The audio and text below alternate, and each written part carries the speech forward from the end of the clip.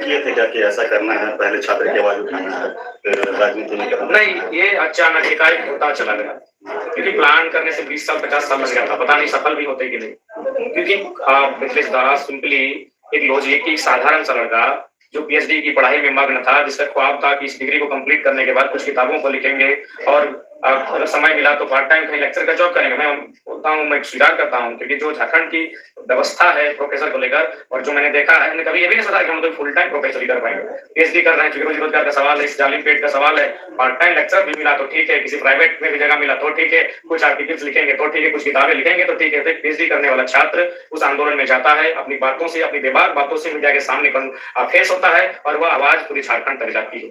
मुझे उम्मीद नहीं थी, मैंने सपने में भी नहीं सोचा था कि आज एक छात्र इतनी बड़ी जिम्मेवारी को स्वीकार करना होगा और लोग इतनी निगाहों, उम्मीद भरी निगाहों से हमें देखेंगे, ये कभी उम्मीद नहीं, कोई एक्सेप्ट भी नहीं कर सकता है ना। मैंने खुद एक्सेप्ट किया था। एक छोटा सा मैंने कार्यक्रम था पुतला दहन का, उसमें शामिल होने गए थे, 50 लड़कों की संख्या थी, पुतला दहन हुआ, मीडिया का बयान आता है और जो बातें मैंने 19 मिनट तक रखी, उसमें झारखंड का भूगोल, झारखंड का इतिहास, झारखंड पर अत्याचार, शोषण, तमाम गाथाओं को मैंने 19 मिनट में कह दिया। तो लोगों को लगा कि वो लड़का कोई लड़का नहीं है, वो झारखंड की एक ऐसी आवाज है जो वास्तव में जेन्युइन है और उसका साथ देना चाहिए। यूपीएससी जेपीएससी बारे में कोई रहा था? नहीं, देखिए उतना कभी झूठ बोल के फायदा नहीं। जेपीएससी गया था, जेपीएससी का एग्जाम भी बैठे थे, जिसमें मुझे लगता है 180 से 200 के बीच मेरा नंबर भी था।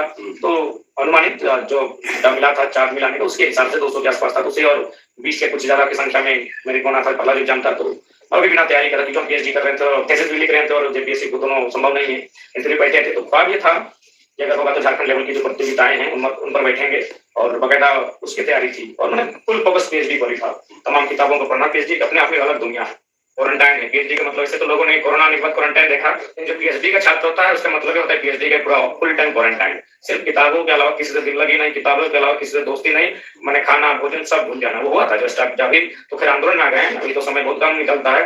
पीएचडी का मैं डर था, प्रत्येक सप्ताह में एक बुक ऑर्डर करना है। कोई दोस्त, मैं अपनी कहानी बता रहा हूँ, कोई दोस्त, चूंकि मेरा जो क्षेत्र है तो चाची वो भी एक पलायन क्षेत्र है, रोजगार के साधन नहीं है, तो महाराष्ट्र में गुजरात में रहते हैं। तो मेरे दोस्त जब भी आ जाते, प्रत्येक 2 महीना 3 महीना कोई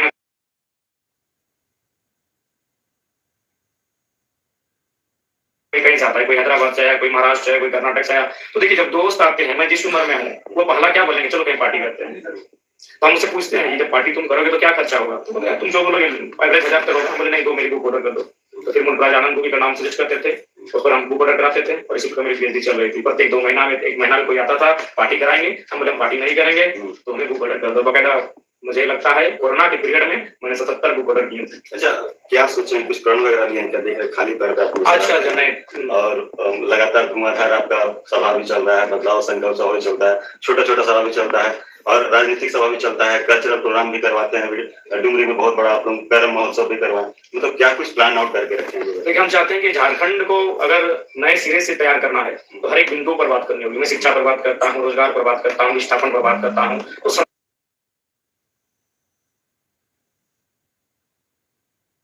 संस्कृति भी एक अभिन्न अंग है झारखंड का। राजनीति तो है, राजनीति तो हम लोग को करनी ही करनी है, लेकिन संस्कृति एक अभिन्न अंग है। बिहार की अपनी संस्कृति है, पश्चिम बंगाल की अपनी संस्कृति है, उड़ीसा की अपनी संस्कृति है, गुजरात की अपनी संस्कृति है, तमिलनाडु की अपनी संस्कृति है, तो झारखंड की अपनी संस्कृति है। हालांकि झारखंड की संस्कृति में विविधता है, उस विविधता भरी संस्कृति को भी हमें उजागर करना है कि बीते विस्थापन के कारण, खनन के कारण, बड़े बड़े उद्योग स्थापित होने के कारण बाहर के लोग हमारे साथ आए, घुल मिल गए, हमारे साथ रहन बसन किया उन्होंने, लेकिन उन्होंने क्या किया, अपनी संस्कृति को हमें थमाया, अपनी भाषा को हमें थमाया, अपने तौर तरीकों को हमें थमाया। और हमारी जो मूल पहचान थी संस्कृति के माध्यम से, भाषा के माध्यम से, वो धीरे धीरे डिस्टर्ब हो गई, धीरे धीरे डैमेज हो गई। तो कहीं ना कहीं जब हम